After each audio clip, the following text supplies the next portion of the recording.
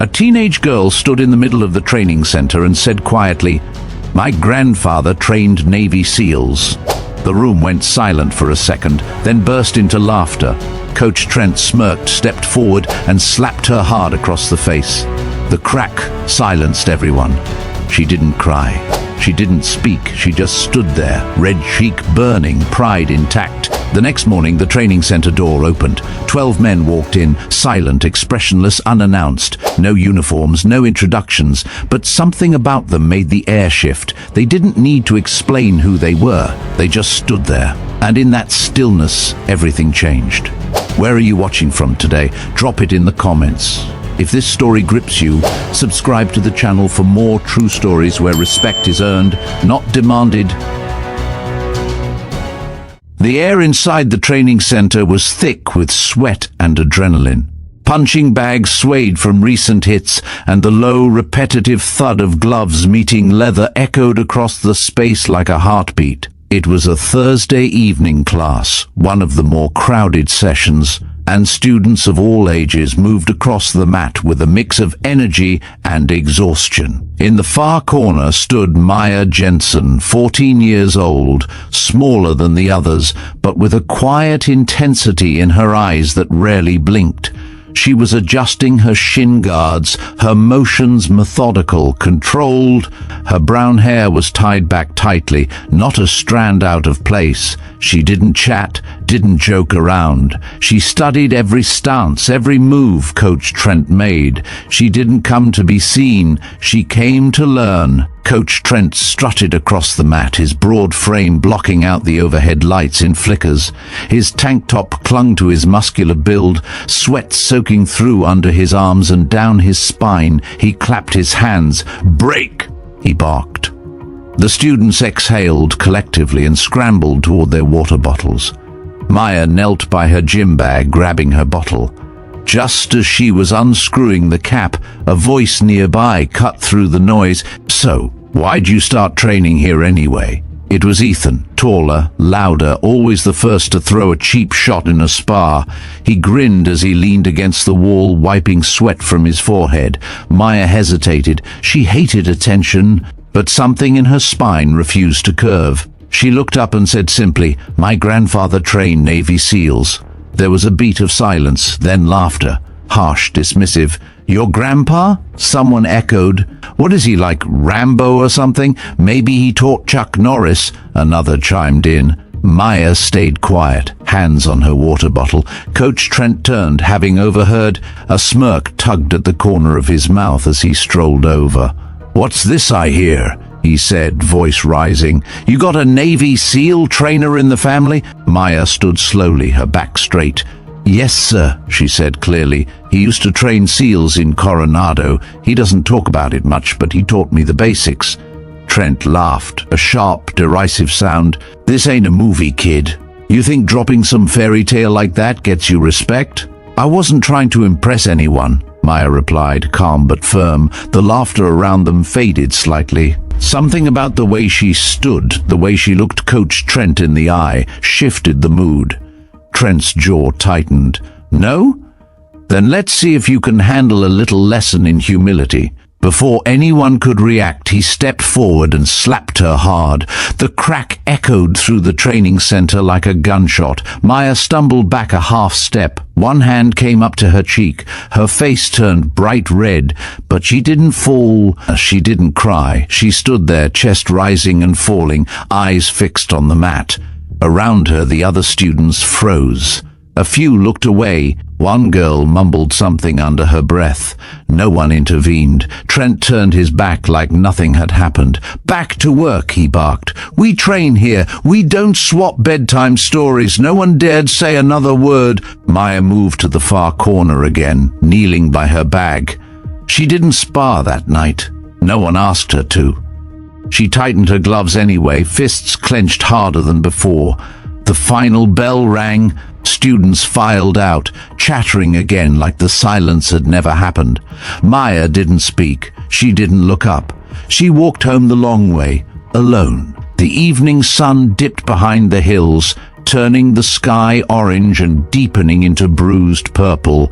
Maya walked without headphones, without a phone in hand, just her and the sound of her footsteps. By the time she reached the wooden gate of her modest home, the air was cooler, quieter. In the front yard, kneeling beside a patch of tomato plants, was her grandfather, Colonel Hank Jensen. He wore a faded flannel shirt and a battered cap pulled low over his silver hair. His hands, strong and veined, moved gently through the soil, coaxing stubborn roots into place. He didn't look up when she opened the gate. "Didn't know class ended early," he said evenly. Maya didn't answer. She stepped onto the porch. Hank finally looked up. His gaze lingered on the red mark across her cheek. He didn't ask. He stood and opened the screen door for her. "Wash up. Dinner's almost ready." Inside, the kitchen smelled like roasted chicken and herbs. Maya set her bag down by the stairs and went to the sink. Hank moved to a wooden cabinet near the table.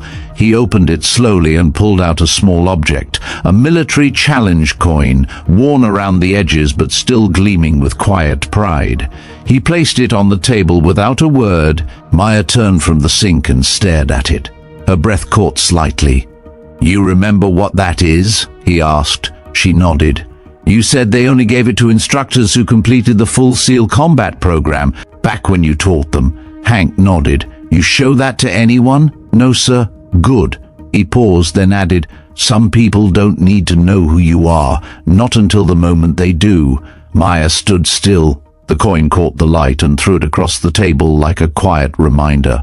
"Finish your dinner," Hank said. "We've got somewhere to be in the morning."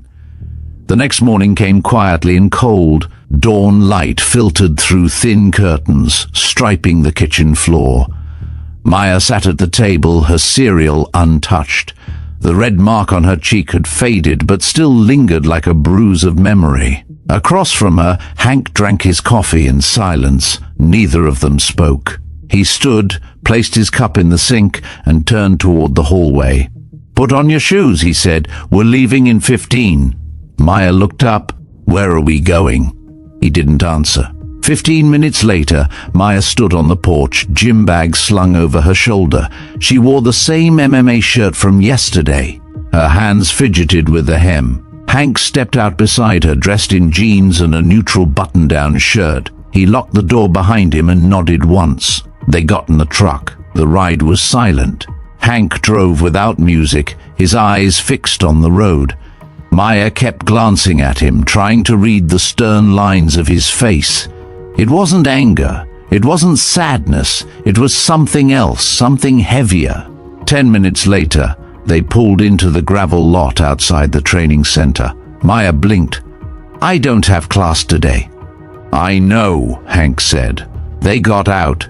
Inside, the room smelled the same. Sweat, mats, metal. A few students were warming up. Coach Trent stood near the far end, arms crossed, watching two boys spar sloppily. He looked up as they entered. "Well, look who's back," he said, loud enough for the room to hear. "Didn't get enough yesterday?" Some students snickered. Trent's eyes landed on Hank. "And who's this? Your lawyer? Your Hollywood grandpa comes to spin more bedtime stories?" Hank didn't react.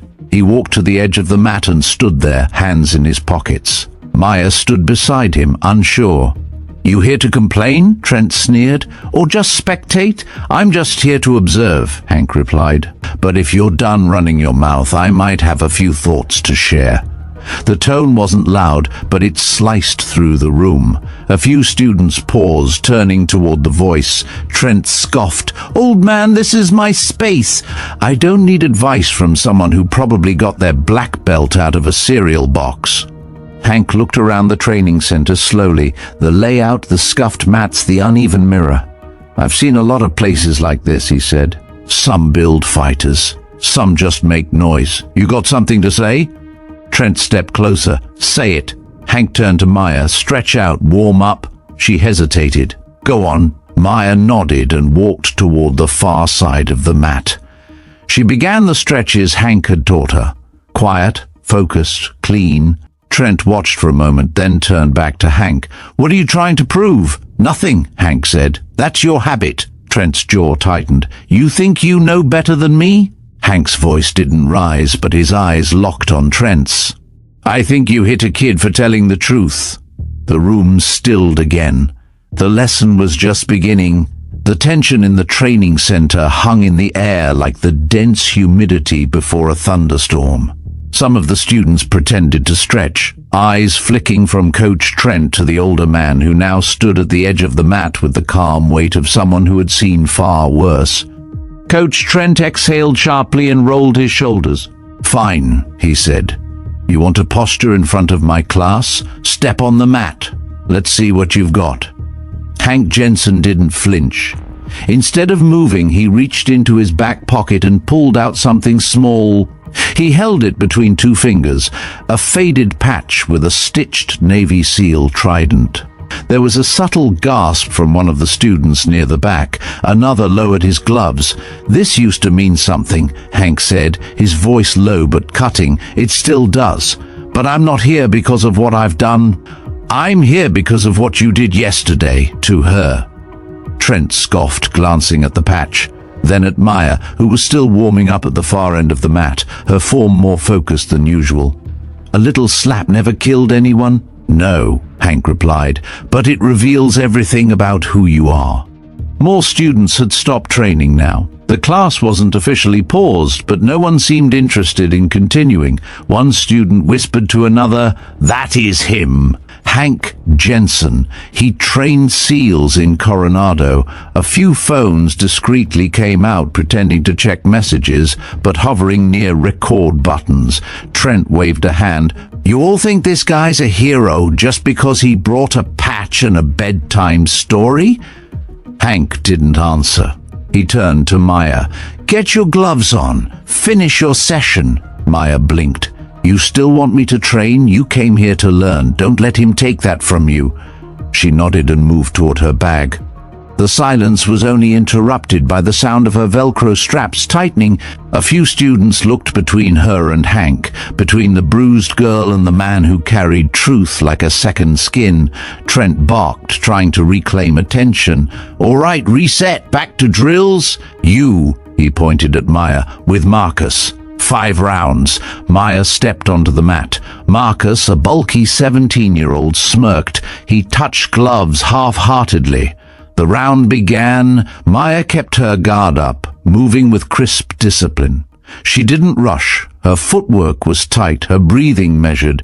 Every move had a purpose. Hank watched, silent. But his eyes didn't just follow Maya. They observed everything. The way Trent stood slightly off balance. The tension in the room. The hesitant movements of students, unsure of whom to trust anymore. As Maya landed a clean jab and pivoted out of reach, even Marcus looked surprised. Trent crossed his arms. She got lucky. No, Hank replied. She got prepared. Trent spun toward him. You think standing there makes you better than me? I don't need to be better than you, Hank said. You made that comparison the moment you put your hands on a child. The words were too calm, too sharp. They landed heavier than any punch. One student, the youngest in the room, probably 13, muttered, I think the guy's telling the truth. Another added, Coach did slap her. It was quiet, but the ripple had begun. Trent stepped forward, posture puffed. You think you can walk in here, humiliate me, and then leave like some kind of legend? I didn't come here for your reputation, Hank replied. I came for my granddaughter's dignity. More phones were recording now. Someone near the back, a girl with a long braid, whispered, He's not trying to show off. He's trying to protect her. Trent pointed at Hank. You want a rematch? Let's make it real. Full contact. Hank raised an eyebrow. I don't fight to prove myself. That's your habit. But if you keep disrespecting my family, I will show you why it's a mistake. Gasps rippled. Someone near the door stepped back. The mood had changed. No longer a joke, no longer a story. A storm was gathering. Hank slowly removed his cap and placed it gently on a nearby bench. Then he stepped onto the mat. No stretching, no posturing. Just a man standing still, quiet, grounded, unshakable. Trent raised his fists and bounced slightly, trying to show off his agility. "Hope your Medicare covers this." Hank didn't react. Then Trent lunged. The next 5 seconds unfolded so fast that the students couldn't process them in real time. Hank slipped under the punch with fluid grace, turned on his heel, and swept Trent's leg from under him. As Trent stumbled, Hank redirected his weight and locked his arm into a control hold, tight enough to end the fight, loose enough not to break. Trent grunted, his face pressed against the mat, his body stunned. Hank let go. Trent rolled over, gasping, "You got lucky." "No," Hank said, "you got arrogant." A phone slipped from someone's hand. The clack was louder than expected. Maya stood near the wall, eyes wide. She had never seen her grandfather move like that. Hank turned to the class. "This isn't about showing off. It's about knowing when to stand tall and when to kneel, not because someone makes you, but because you respect something greater than yourself." He turned to Trent, who was now sitting, nursing his wrist. "I didn't come here to embarrass you, but you laid a hand on my granddaughter and humiliated her for telling the truth. That's not coaching, that's cowardice." The words stung more than the takedown. The room was silent. Then the door opened. A woman in her late 30s stepped in, wearing a press badge. Behind her was a small news crew, cameras already rolling. Someone had tipped them off. She stepped forward, mic in hand. "Mr. Jensen, can you confirm this coach assaulted your granddaughter?" Hank didn't flinch. "The story isn't about me," he said. "It's about what happens when people confuse power with permission." The camera zoomed in. Trent stood up shakily. "You can't come in here and ruin my gym." Hank walked to the front counter. Behind it was a small framed certificate. International Combat Federation instructor license. He picked it up, turned it over, and raised his voice. "You forged this yourself, or did someone else help?" Trent froze. A girl near the front raised her hand. "He said we had to pay extra if we didn't bring in new students." Another added, "He told me to pay $500 just to keep my spot." Hank turned to Maya. "Did he say that to you too?" Maya nodded. "If I didn't bring a new student by Friday, I'd be suspended." Hank let out a slow breath. "Then this is bigger than a slap. This is theft hidden under a membership fee." He turned to the reporter. "Here's your headline. A man with no honor built a business on fear and used kids to fund it." The camera panned around the room. Trent's face was pale. "You think you've won something?" he barked. "You think this makes you some kind of hero?" "I'm not here to be a hero," Hank said. "I'm here to remind these kids what real strength looks like." Trent raised his fists. "You want another round?" "No," Hank said. "You already lost." More phones went up. The story was already leaving the room. The internet was hungry, and the truth had just stepped onto the mat. The video hit the internet like a spark in dry grass. Within an hour of the altercation, the clip of Hank Jensen effortlessly subduing Coach Trent, combined with his quiet but sharp condemnation, was everywhere. It wasn't just the takedown that caught people's attention. It was the moment he gently placed his cap on the bench. The way he stood so still, and the words that followed, "You hit a kid for telling the truth." That line echoed across social media like a war drum. By the time Maya and Hank returned home that afternoon, the clip had over 10,000 views and was trending under hashtags like #SealGrandpa and #RealStrength. The thumbnail used by most posts showed Hank on one knee next to Maya, handing her the seal patch as she stared at it with wide eyes. Hank didn't check his phone. He didn't need to. He sat on the porch with a cup of black tea, while Maya sat next to him in silence, the trident patch clutched loosely in her hand. The air smelled of cut grass and fried onions from a neighbor's kitchen. "Did I do the right thing?" she finally asked. Hank didn't look at her. "You didn't lie." "Yeah, but I could have just stayed quiet, let them believe what they want." He nodded slowly. "You could have, but the moment you told the truth, they got scared. That's when you know you're on to something real." Maya leaned back against the porch railing, legs stretched out. Her cheeks still ached, but the sting had shifted. It no longer hurts because of shame. It hurt because she had stood her ground. "Tomorrow's going to be weird," she muttered. "You're right," Hank said, sipping, "and that's why we're not done yet." The next morning they woke up to 3 news vans parked down the block. The footage had reached a local station overnight, and now larger networks were picking it up. A reporter from a major outlet left a card in the mailbox. Another tried knocking. Hank didn't answer. He pulled out a pair of mats from the garage. "What are you doing?" Maya asked, peeking through the window. "We're not hiding," he said simply. "We're training." He set up the mats in the backyard. The grass was uneven, a little overgrown, but it was a space.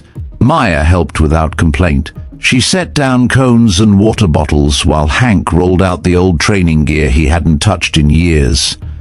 That afternoon, a knock came at the side gate. Maya opened it to find 2 kids from the gym, Tasha and Malik, standing awkwardly, gym bags slung over their shoulders. "Can we train with you?" Tasha asked. "We don't want to go back there." Hank appeared behind Maya, wiping his hands on a towel.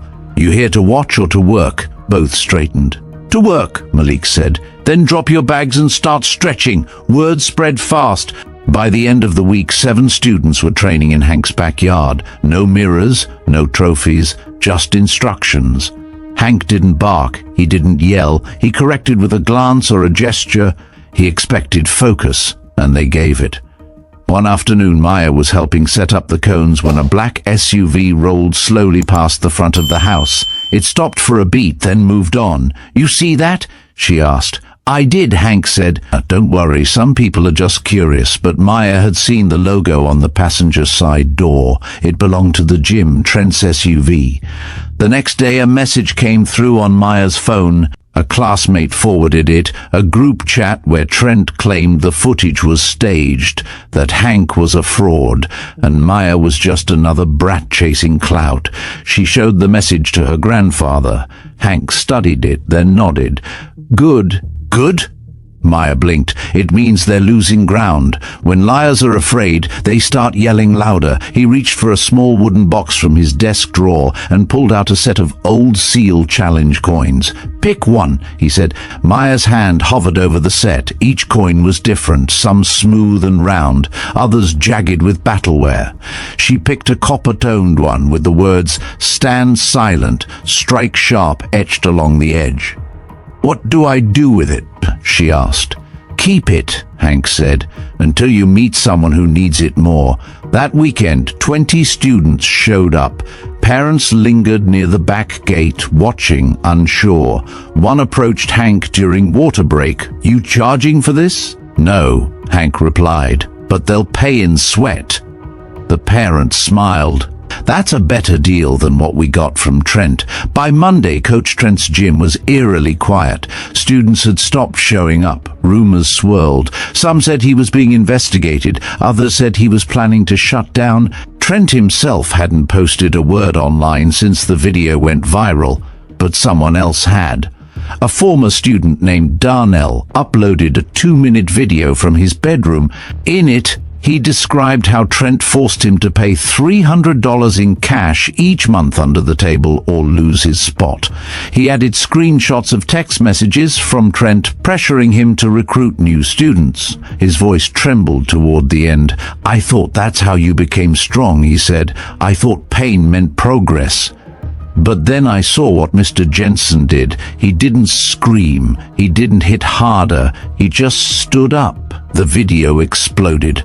More students followed. The comment section turned into a flood of confessionals. Some shared clips from past training sessions, moments where Trent humiliated kids in front of the class, mocked injuries, forced them to keep going while hurt.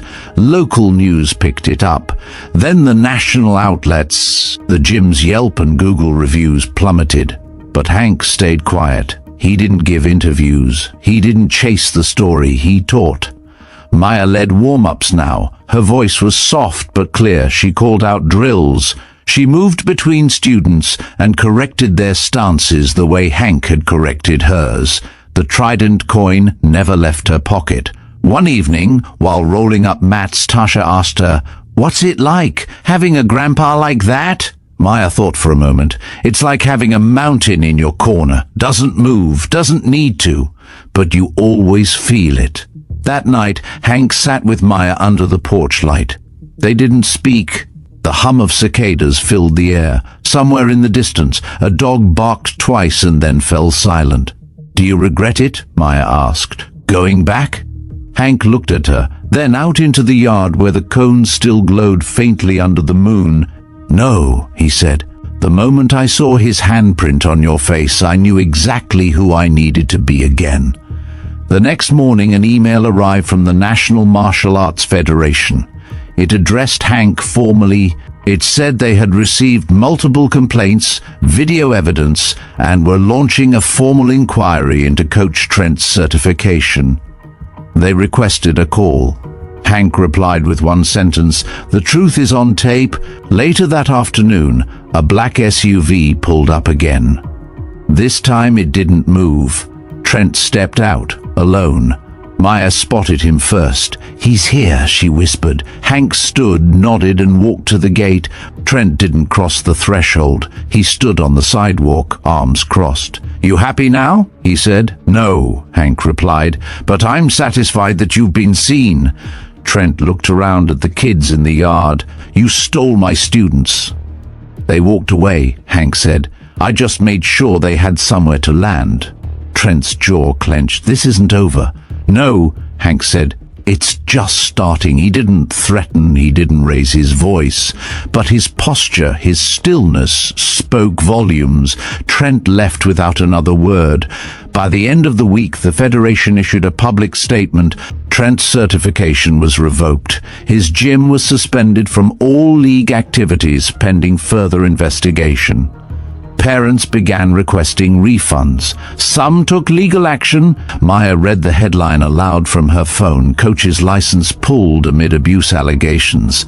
She looked up at Hank. "Did we win?" Hank shook his head. "Winning means nothing if you don't protect what comes after." She nodded slowly. The next day, a cardboard box appeared on the porch. No return label. Inside were photos, old, grainy, of Hank in training with teams of SEALs. One image showed him crouched next to a young recruit with a striking resemblance to a now famous Navy officer. Underneath was a folded note. "We saw the video. We remember. We've got your back." There was no signature. Maya picked up one photo and stared at her grandfather, barely 30 in the picture. "You never told me they kept in touch," she said. "They didn't," Hank replied, "but SEALs always know how to find each other." Later that night, as students filed out of the yard, one of them lingered behind, a tall teen named Jonah. "Mr. Jensen?" "Yeah?" Jonah shifted awkwardly. "My sister wants to join. She's never trained before, but she saw your video and she's never looked up to anyone like that." Hank studied the boy, then nodded once. "Bring her tomorrow. We'll start with footwork." Maya smiled. The backyard was beginning to feel less like a protest and more like a movement. A week later, the backyard didn't look the same anymore. What started as an improvised training spot on lumpy grass had begun to take shape into something more structured. The once overgrown lawn was trimmed down neatly. Mats were laid side by side with military precision. Cones were arranged in strategic formations. And kids, dozens of them, were showing up every afternoon, slipping through the gate like it was a portal to something sacred. Hank Jensen didn't call it a gym. He didn't call it anything. He just called them to attention. Maya stood at the front with her clipboard, calling warm-ups like she'd been doing it for years. Her voice, once quiet and hesitant, had grown stronger. Not loud, not boastful, just clear, commanding without trying to command. "Jump squats, 20. Let's go." The kids moved with discipline. Even the younger ones, who had trouble keeping their balance at first, were finding rhythm. The backyard echoed with the sound of footfalls and breath. A metronome of growth. From the porch, Hank watched, arms folded, eyes focused. He didn't intervene often, but when he did, it was brief. A gesture here, a corrected form there. Then came the knock, not at the gate, at the front door. Hank opened it to find a woman in her mid-30s holding a clipboard and a small press badge tucked into her coat pocket. Behind her stood a man with a camera. His shirt read National Exposure Network. "Hank Jensen?" He nodded slowly. "I'm Delia Morgan, senior field journalist. We've been trying to reach you for a few days. Would you mind giving us 5 minutes?" "I'm not interested in interviews," Hank said. "Then just talk," she said quickly. "You don't even have to look at the camera. We'll stay outside the fence." Hank stared at her for a long moment, then glanced back toward the backyard where Maya was correcting a boy's stance. "You're late," he said. "The story's already moving." Delia raised an eyebrow. "That's exactly why we're here." He gave a reluctant nod and led them to the side of the house, just far enough not to distract the students. Delia didn't waste time. "You don't seem like someone who wants to be the center of attention." "I never was," Hank replied, "so why step in now?" He didn't answer immediately. His gaze lingered on Maya, who was now demonstrating a quick foot shuffle for the others. "Because she needed me to." Delia lowered her voice. "We've seen stories like this before. Abuse, cover-ups, broken leadership. But there's something different about this one. It's not just a takedown, it's rebirth." "I'm not trying to build something," Hank said. "I'm just making sure nothing worse grows in its place." Delia nodded, scribbling, "Do you worry about retaliation? From cowards? No. From the truth? Never." The cameraman zoomed in as Maya ran the students through another drill. They were moving faster now, cleaner. The growth wasn't just physical, it was confidence being poured into bones. Delia glanced at Hank again. "Do you think you'll open a formal gym?" "No need." "But what if they ask?" Hank exhaled slowly. "Then I'll ask them why they came. If it's for the name, they're in the wrong place. If it's for the work, they can stay." After 10 minutes, the interview ended. True to her word, Delia stayed outside the fence. As she left, she handed him a card. "If you ever do change your mind, I'd be honored to cover the next chapter." Hank didn't take the card. He simply nodded. That night, the segment aired nationally. The SEAL who stayed silent until he didn't. Clips showed Hank deflecting Coach Trent's attack. Interviews with parents who had pulled their kids from the gym, footage of the backyard training set against narration about ethics, leadership, and what it means to earn respect. The reaction was immediate. Calls came in from other states, emails from veterans, teachers, and even military academies. Some offered donations, others asked for mentorship, but Hank turned them all down, except one. The next morning, a letter arrived by mail, handwritten on crisp stationery. The return address was from Coronado. The sender was Commander Ellis Boone, a retired SEAL who had once served under Hank during a particularly volatile deployment in Afghanistan. "Hank," it began, "I saw the clip. I knew it was you the moment you stood still. No one stands that still unless they've seen hell and chosen not to flinch." The letter went on to thank him, not for the takedown, but for the example. Boone mentioned he had started mentoring at-risk teens in his town and asked if Hank would consider letting him visit the backyard. Maya read the letter twice. "Are you going to let him come?" she asked. Hank folded the letter and placed it back in its envelope. "If someone's reaching out for the right reasons, you don't close the door." Boone arrived a few days later. He didn't wear a uniform, just jeans, boots, and a hoodie that said "No fear, no excuses." He didn't ask for a tour. He just stepped onto the mat and started stretching with the students. No one questioned it. By the end of his first session, half the class was gathered around him, listening as he talked, not about war stories, but about discipline, routine, and knowing how to choose who you become. He didn't preach, he didn't boast, and when Maya approached him shyly to ask if she was doing a sweep kick correctly, he didn't answer with words. He demonstrated it twice, then nodded. Clean, he said, just like your grandfather used to teach it. That night, Boone and Hank sat on the porch sharing stories only soldiers could understand. Maya sat nearby, silent but soaking in every word. The bond between the two men wasn't built on sentiment. It was built on survival and the mutual respect of those who had seen the worst and chose to return with wisdom. Boone stayed for 2 more days. When he left behind a folded flag and a note for Maya. Leadership isn't about being loud, it's about standing where no one else will. You've already started, keep going. The next morning, Maya found a dozen kids already waiting at the gate. Some were new, some were returning. One of them, a boy named Luis, stood with his mother. She was the one who got slapped, right? The mother asked Hank directly. Maya froze. Hank nodded. She's also the one who stood back up. Luis joined the class. By the end of the week, he was showing up early to help clean up cones and sweep the mats. Meanwhile, Coach Trent had gone radio silent. His gym remained closed. But that didn't mean he was gone. Rumors spread of him trying to pitch a new gym in a neighboring town, trying to rebrand, trying to paint himself as a victim. But every time his name came up, someone dropped a link to the video. There was no escaping the truth anymore.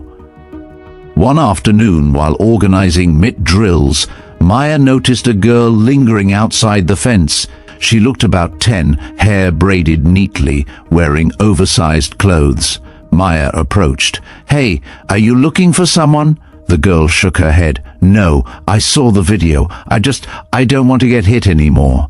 Maya blinked. "You train somewhere else?" The girl nodded. "My brother's gym. He's kind of like that coach, always yelling, sometimes worse." Maya motioned her in. "You don't need to explain. Come train. We start with breathing." The girl entered. Later that night, Maya told Hank the story. He nodded slowly. One truth pulls out 10 others. That's how you know you're doing the real work. But not everyone was pleased. That weekend, someone left a nasty note taped to the side fence. "Fake seal, indoctrinating kids. Shut this down before someone gets hurt." Maya found it. Her hands trembled as she brought it inside. "Are they serious?" she asked. Hank read it and placed it on the kitchen table. "Yes, and that's exactly why we don't stop." He opened a small drawer and pulled out an envelope. Inside were photocopies of his SEAL certifications, combat instructor IDs, and a commendation letter from the Pentagon. "I never needed to prove myself," he said, "but sometimes the truth has to be louder than the lie." He handed the envelope to Maya. "You hold on to this. One day someone will ask again." She tucked it in her backpack, just behind the Trident coin. The next day they added a sign to the gate, not flashy, just hand-painted words on a wooden board: "Earn honor, no fear, no followers, just work." The students saw it as they entered. Some nodded, some touched it for luck. That afternoon, while sparring drills were underway, a familiar face reappeared. Troy, the first student to ever speak out publicly against Trent, walked through the gate with a duffel bag.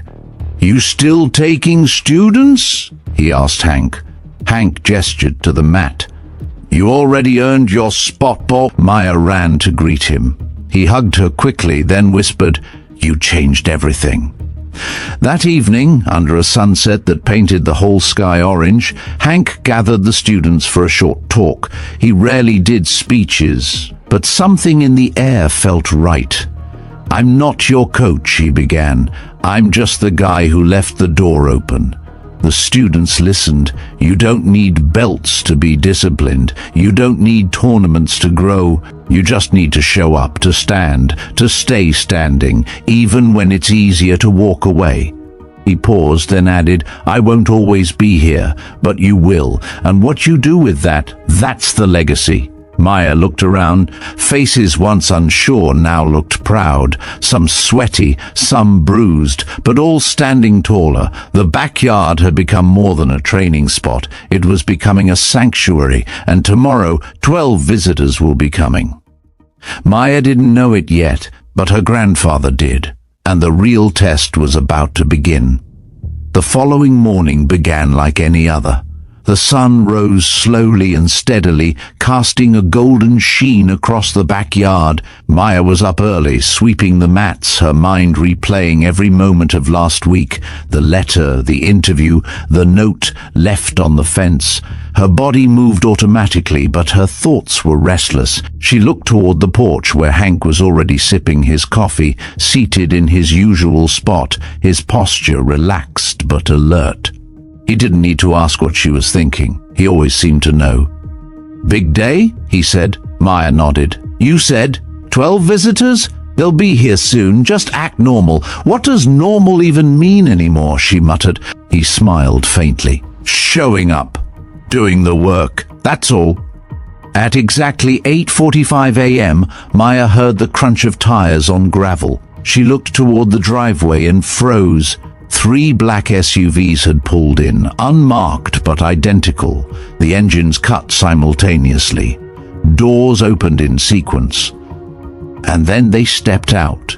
12 figures moving with quiet precision, no fanfare, no announcements. But Maya didn't need anyone to explain. They were SEALs, maybe retired, maybe still active. Their builds varied, but their presence didn't. Each carried the same unmistakable gravity, like people who didn't ask for authority because they didn't need to. One by one, they entered the yard through the side gate. Some nodded to Hank. Some offered a firm clasp on the shoulder. A few simply looked at him, and that was enough. The students fell silent, some mid-drill, some mid-stretch. All eyes shifted. "Is that?" someone whispered. "Are they really?" Another murmured. Maya stood frozen. The last man through the gate wore a faded navy ball cap, the brim curved by years of wear. He approached Hank and gave a quiet salute. "Colonel." Hank returned the gesture. "Welcome home." The man turned to the students. "We're not here to take over. We're just here to watch." But even as they stood back, their presence changed everything. The drills resumed, but with a new weight. Kids straightened their spines. Punches landed cleaner. Kicks were crisper. No one said it aloud, but they all felt it. They were being watched by the kind of people you trained your whole life to be worthy of. Hank moved among the drills slowly, speaking less than usual. When Maya fumbled a switch step, one of the SEALs corrected her gently. "Lean your hips. Let the energy carry the motion." She did. It worked. When the warm-ups ended, Hank called for a water break. The students scattered to their bottles. Then Hank stepped forward. "I'd like you all to meet a few old friends," he said. The students gathered around, wide-eyed. "These are men I served with. Men who've seen what most people can't imagine. But today, they're here to see something even rarer, honor in the making." The man in the navy cap, whose name turned out to be Briggs, stepped forward. "I'm not here to impress you," he said, voice low and gravelly. "I'm here because someone told me about a girl who didn't flinch when the world mocked her. A girl who got slapped and didn't fold. That kind of strength? That's what we trained for. That's what we respect." Maya's face flushed. She lowered her eyes. Briggs wasn't done. Pain's a teacher, but so is silence. You don't have to be loud to be right. You just have to keep standing. The students clapped, not out of politeness, but because they understood. After the break, drills resumed. But this time the SEALs didn't just watch, they participated. Briggs helped Maya with her low sweeps. Another SEAL named Keller ran mitt drills with 3 of the younger boys. A tall, broad man called Gallo showed the older students how to balance between offense and defense. No shouting, no ego, just presence, just knowledge. By midday, the backyard hummed with an energy Maya had never felt before. Not tension, not intimidation, but focus. The kind you get when you realize someone believes in you. Later, during cool-downs, one of the younger girls asked Briggs if he ever got scared. He knelt beside her and nodded. "All the time. But fear's just a doorway. You either walk through it or let it own you." "What if it never goes away?" she asked. Briggs smiled. "Then you walk through it anyway, every day. That's called courage." The girl nodded solemnly. She would remember that. The sun began to dip. Parents began arriving to pick up their kids. Some paused when they saw the unfamiliar men, then did double takes as realization dawned. A few snapped discreet photos, none interrupted. One mother approached Hank as she waited for her son. "They're SEALs?" she asked. Hank nodded. "They were, always will be." "I don't know what you're building here," she said, "but whatever it is, it's working." That evening, the SEALs stayed for dinner. Maya cooked pasta with too much garlic and no one complained. They gathered around the old wooden table on the porch, laughing quietly over shared stories and mutual respect. Hank barely spoke. He just listened. Later, as stars emerged one by one in the sky above, Briggs pulled Maya aside. "You remember what your grandfather told you about that coin?" She nodded. "To hold it until someone needs it more." He held out a second coin. It was different, sleek, with the words "Valor is quiet" etched around the edge. "Keep this one too," he said, "for when you meet someone who forgets what strength looks like." She took it carefully, almost reverently. "I'm not a fighter like you guys," she said quietly. Briggs shook his head. "You're better. You stood still. That's harder." When the SEALs left the next morning, they did so the same way they arrived, silently. No selfies, no farewells, just handshakes, brief nods, and one final moment where all 12 stood shoulder to shoulder at the gate, looking back at the yard. Then they were gone. But the echoes of their visit didn't fade. That week, more kids showed up. A girl named Elena who'd been kicked out of 2 gyms for talking back. A boy named Jonah whose dad used to train with Trent and told him not to come anymore. A pair of twins who didn't speak much but watched everything with sharp, analytical eyes. Maya greeted each one. "First time?" she'd ask. They'd nod, then just breathe. "We'll take it slow." Hank let her lead more often now. He watched from the shade, correcting only when necessary. It wasn't that he was stepping back, it was that he was handing the baton. One afternoon, Maya led a full sparring rotation. No mistakes, no missed cues. Her timing was precise, her voice clear. She moved like someone who didn't just know the step, but understood the purpose behind it. When it ended, the students clapped for each other. No winners, no losers, just mutual growth. Later, while putting away the pads, Hank spoke. "You're ready." Maya looked up. "For what?" He nodded toward the gate. "For whatever walks through next." She didn't argue, she just nodded. Because deep down she knew he was right. And just beyond the gate, another test was waiting. It would not come with fists, but with shadows and questions and the truth they hadn't yet faced. But she would be ready. It had been almost 2 weeks since the visit from the SEALs, and the ripple effect was still expanding. Kids who had once been too afraid to speak up were now sending messages, asking if they could join.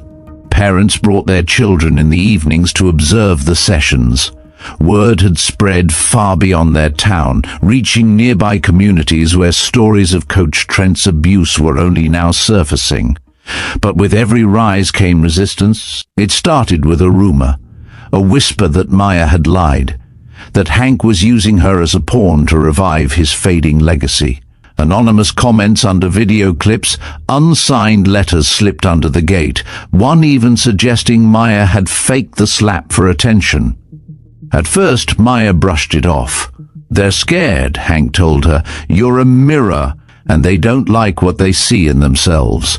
But the doubt, once planted, began to sting.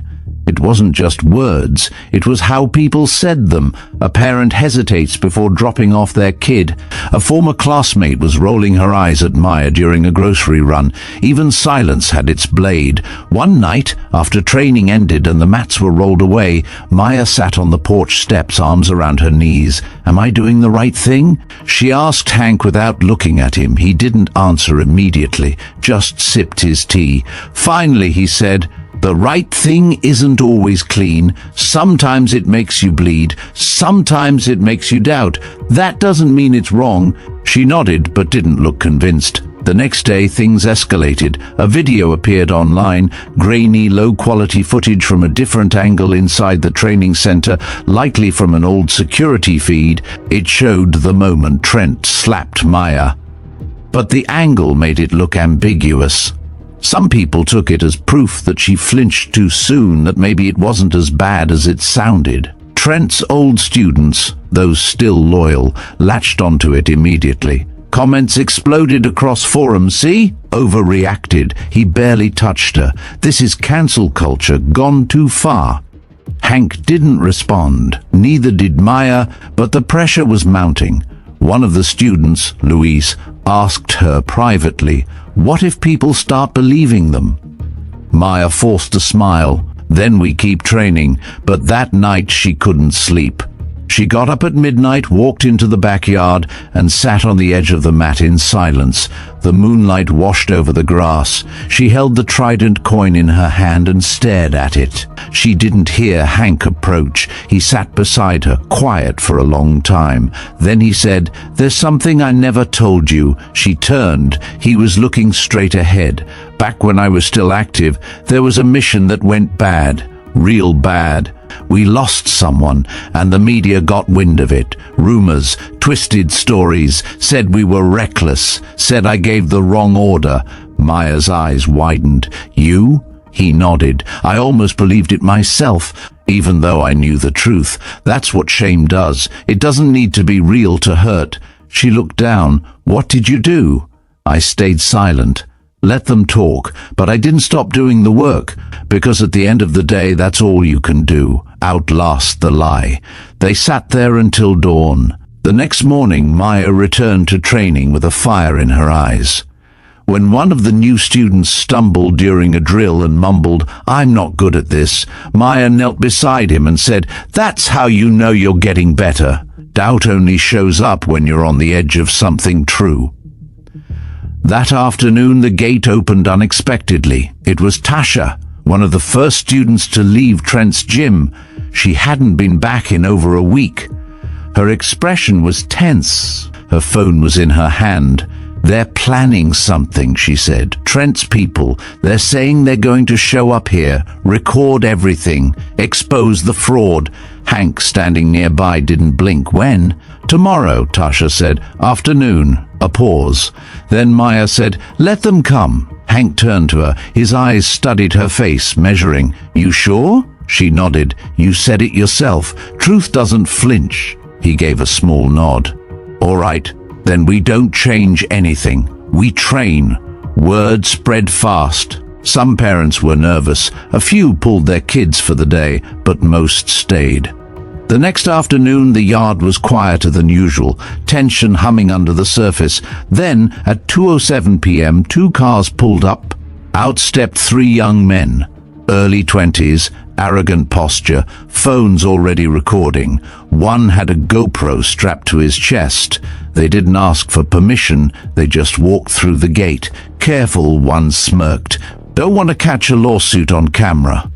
Hank stood with his arms folded. Maya was leading drills. She didn't flinch. One of the men aimed his phone at her. "Smile for the audience, Stargirl. Any tears today?" Louise stepped forward, fists clenched.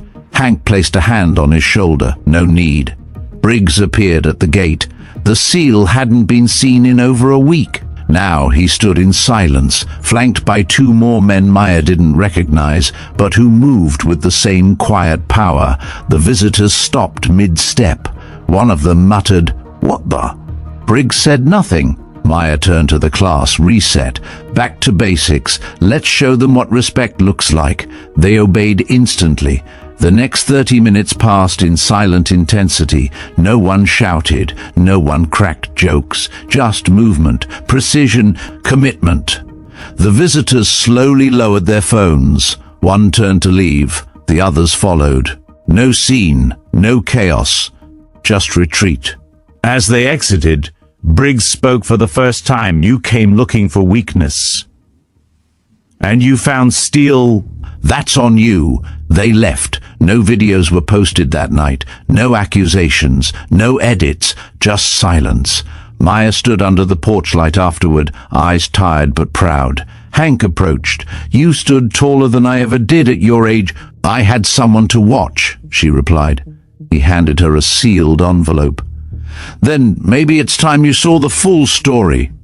Inside was a letter, dated 15 years ago, a commendation from the Pentagon clearing Hank's name from that old mission. Exoneration. She looked up. Why didn't you ever show this? He smiled. Because I didn't need it to know who I was, just like you don't need anyone else to tell you who you are becoming.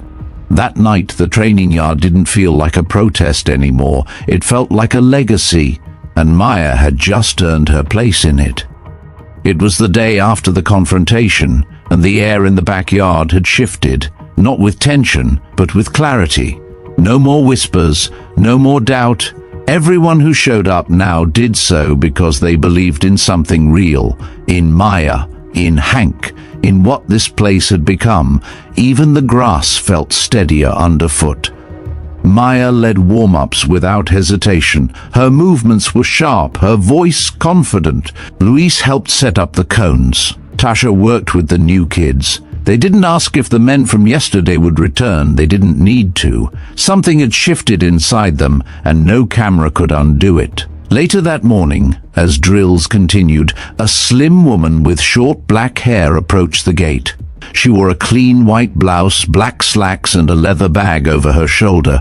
She looked out of place among the sweat, grass stains, and sunburned faces, but she waited respectfully. Hank noticed her first. He walked to the fence. "Can I help you?" The woman extended a hand. "My name is Julia Kai. I work with the State Youth Protection Initiative." Maya paused mid-kick, glancing toward the gate. Julia continued, "We received several conflicting reports about this facility. Anonymous tips, some concerns. We'd like to perform a formal welfare check, just to ensure everything aligns with safety standards." Hank's jaw tightened slightly. "This isn't a facility, it's a backyard. These kids come because they want to, not because anyone's forcing them." "I understand," Julia said calmly, "but when children gather regularly under the supervision of an adult, especially one with military experience and media attention, it draws scrutiny." Hank stepped aside. "You can watch, but I won't put on a show." Julia entered, moving slowly around the yard. She asked the students questions about their training, their safety, and their families. Most answered confidently. A few were shy.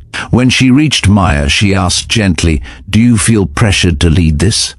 Maya smiled faintly. "No, I feel responsible. That's different." Julia's expression softened. After nearly an hour, she returned to the gate where Hank waited. "I'm not here to shut you down," she said, "but I will need documentation, parental consent forms, emergency contacts, medical disclosures if possible."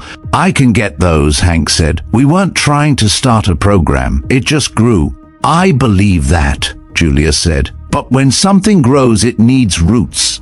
Paperwork's part of that." As she turned to leave, she paused.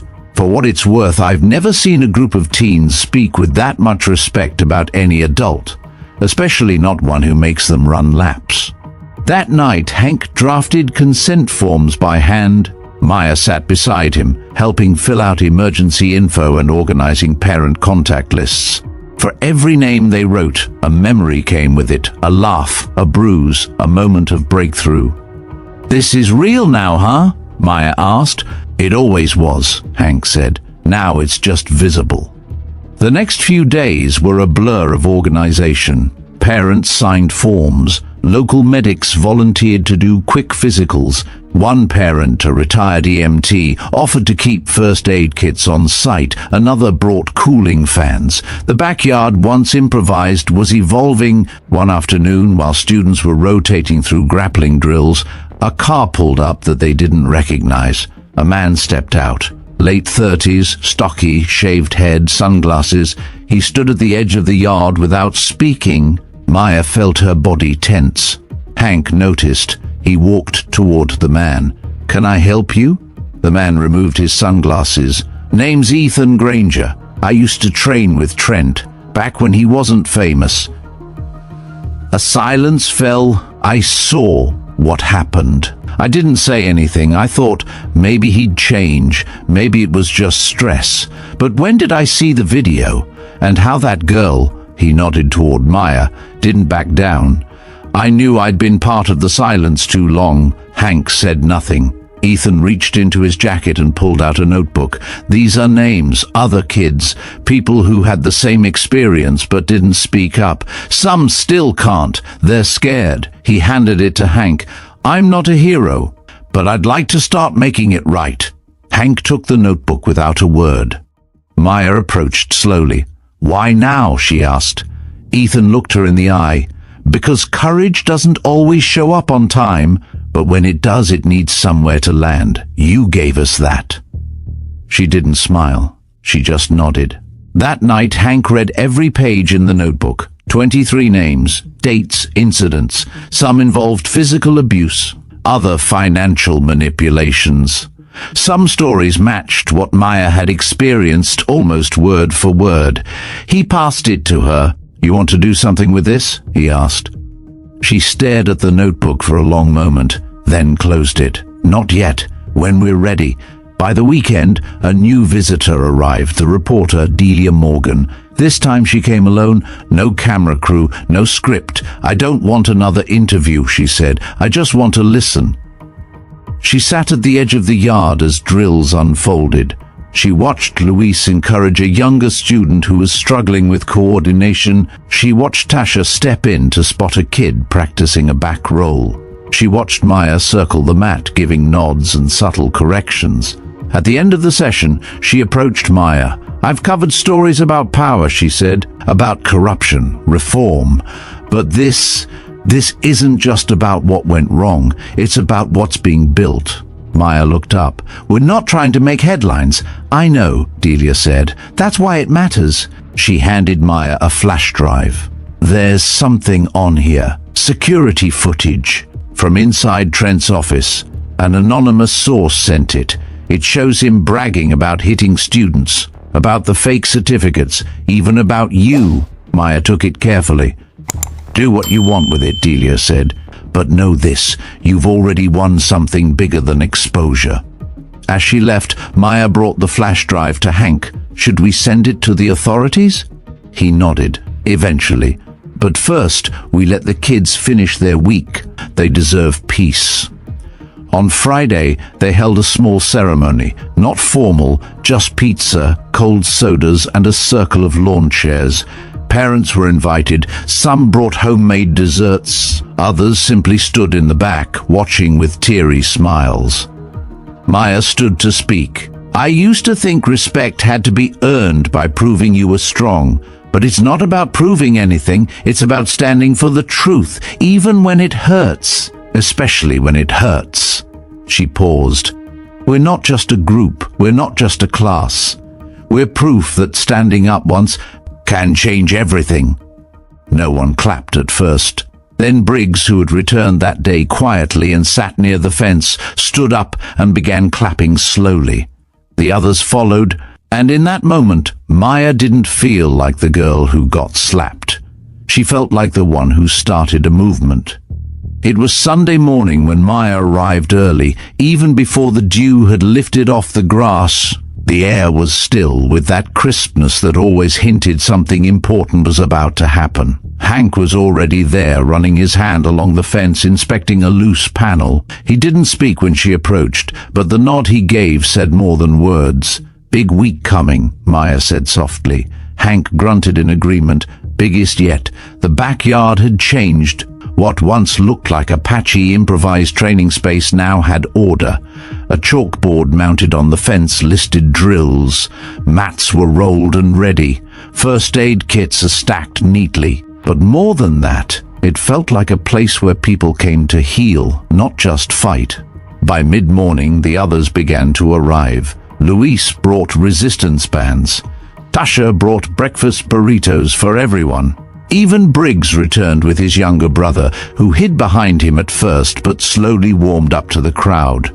As warm-ups began, Maya spotted a familiar black SUV pull up across the street. She squinted. Out stepped a man in full uniform, navy whites, medals, hat tucked under one arm. Hank saw him too. His spine straightened.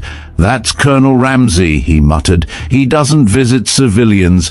Colonel Ramsey walked toward the gate with measured steps. Hank opened it before he could knock. "Colonel," Hank said, standing at attention. "At ease," the man replied. He surveyed the yard before speaking again. "Is Maya Navarro here?" Maya stepped forward. "I'm Maya," he nodded.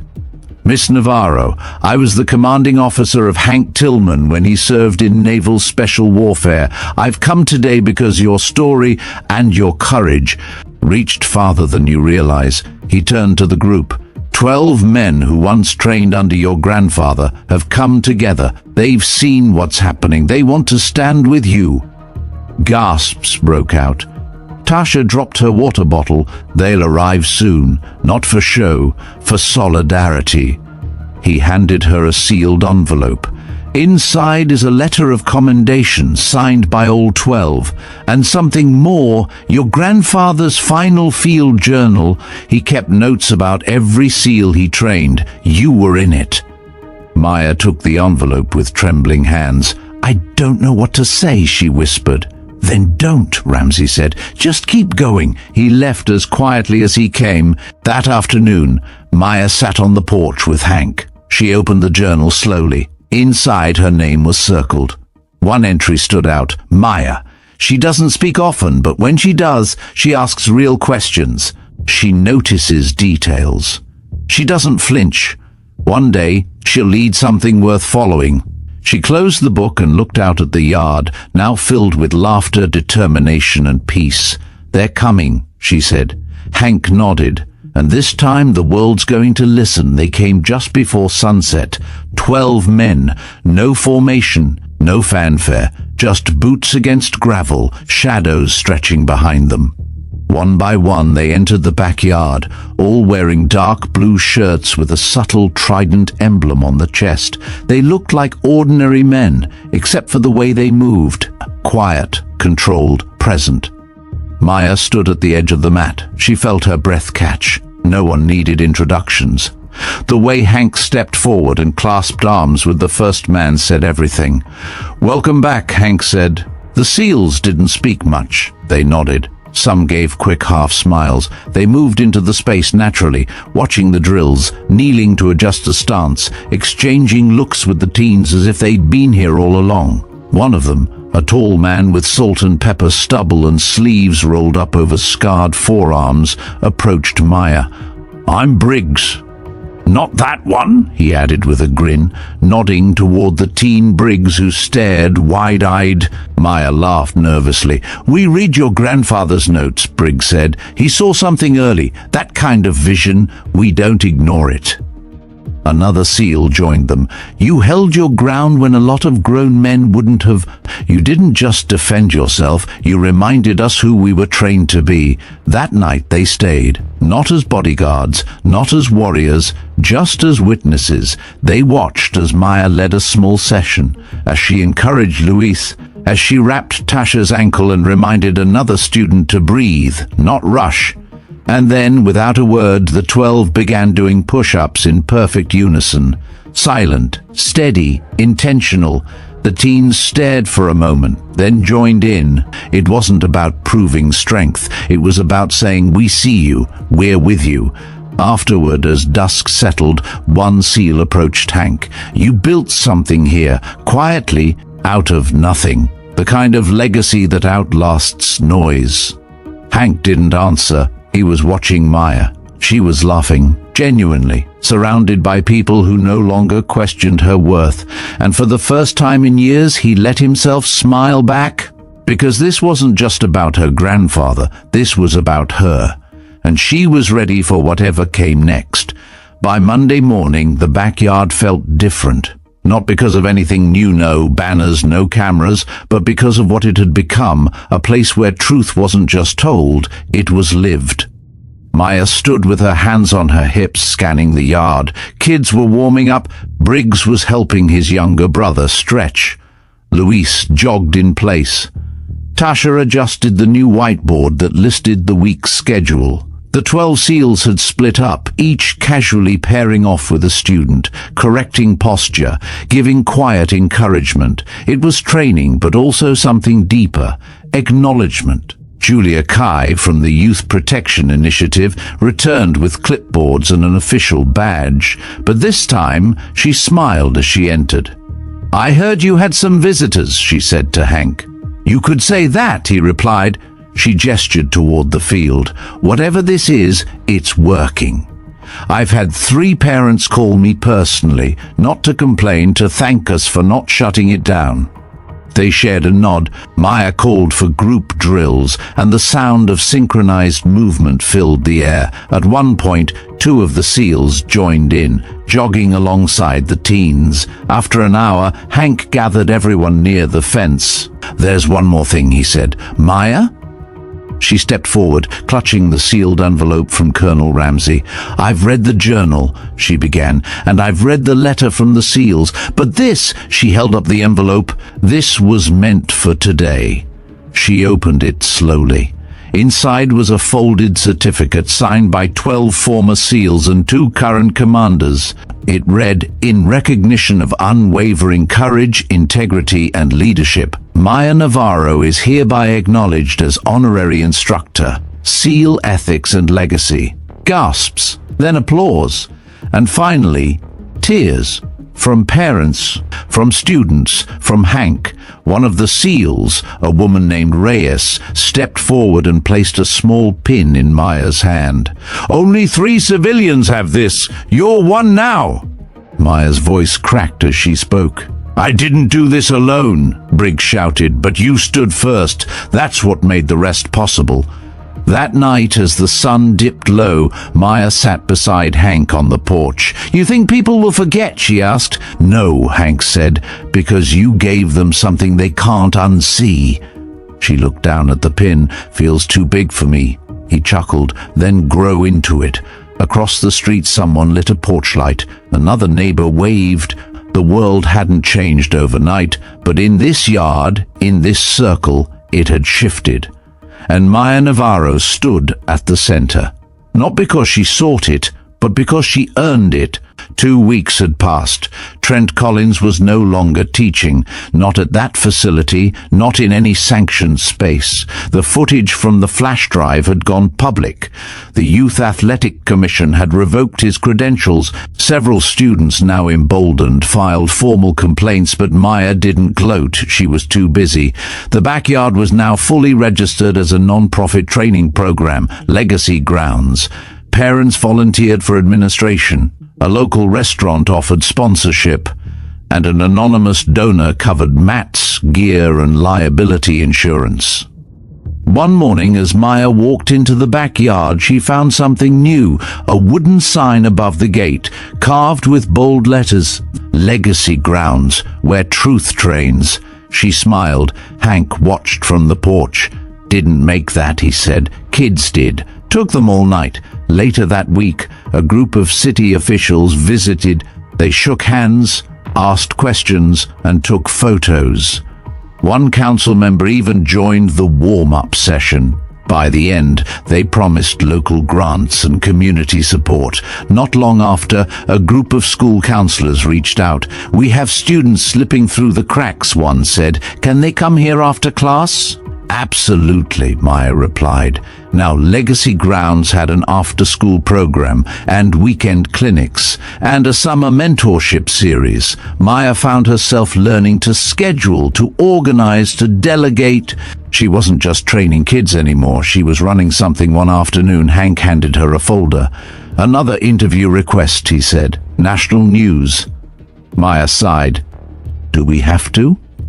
"No," Hank said. "But people need stories that show what standing up can build. You don't owe them that, but maybe you want to share." She thought for a moment. "Okay."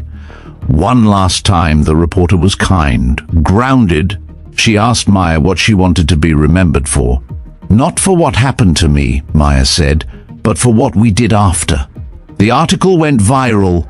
Legacy Grounds received hundreds of letters from teens, from parents, from veterans who'd felt erased. Some asked if they could start their chapters. Hank blinked when he saw the messages. Chapters? Why not? Maya said, "We'll call them echo teams. Same values, different towns." They launched a website. The SEALs helped draft curriculum templates. Julia Kai connected them with regulatory resources. Delia Morgan offered to host a podcast series. Within 4 months, 6 cities had started echo teams. And Maya, she started traveling on weekends, meeting new teens, sharing drills, listening to stories. One evening, in a town 3 hours away, a girl tugged Maya's sleeve. "My stepdad said I'm weak," she whispered. "But you're strong. Can I learn to be like you?" Maya knelt. "You already are. You just haven't trained it yet." By the time Maya turned 17, she had spoken at 2 leadership summits, mentored 40 students, and received a letter of commendation from a retired admiral, but none of it changed how she started every morning, barefoot, backyard, whistle in hand. On the anniversary of her first session, the day she was slapped, Legacy Grounds hosted a commemorative gathering. Dozens attended, some from other states, some from echo teams. The 12 SEALs returned. Julia, Delia, even Briggs' dad. Hank gave a short speech a year ago. Maya Navarro stood up when no one else would. She didn't just say no. She showed us a different yes. She proved legacy isn't passed down, it's forged. Applause. Then Maya stepped forward. She looked out at the crowd. Her voice was steady. "I didn't come here to be a symbol. I came to train. But somewhere along the way, I realized we all needed more than fists. We needed a place, a reason, a truth." She paused. "Some said a backyard couldn't change lives, but it did. Because it wasn't just about what we did here, it was about who we became, together." And then, lifting the small seal pin on her jacket, she said, "This isn't mine alone. It belongs to every one of you who chose courage when silence was easier." Tears, smiles, and then cheers. As the sun set over Legacy Grounds, the echo of truth stayed in the air, and Maya Navarro, no longer the girl who was doubted, became the woman others now followed. And that was the story of Maya Navarro, the teenager who was mocked, slapped and nearly silenced, but who rose higher than anyone expected. She didn't set out to start a movement, she just wanted to tell the truth. But when she stood her ground, others followed. Veterans, students, reporters, even strangers across the country. They saw something in her strength, not loud or showy, but constant, real. We watched a backyard become a training ground. A lie becomes a reckoning, and a single voice becomes a legacy. We believe stories like Maya's remind us what courage looks like.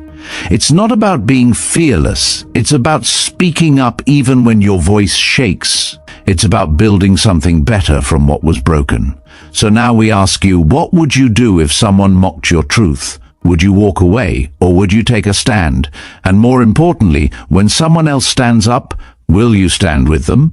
If this story moved you, don't forget to hit that subscribe button and like this video so we can keep bringing you more true stories of justice, resilience, and heart. Drop a comment below. Tell us where you're watching from and how Maya's story made you feel. We read every single one. And if you're ready for more stories where silence turns into strength, don't go anywhere.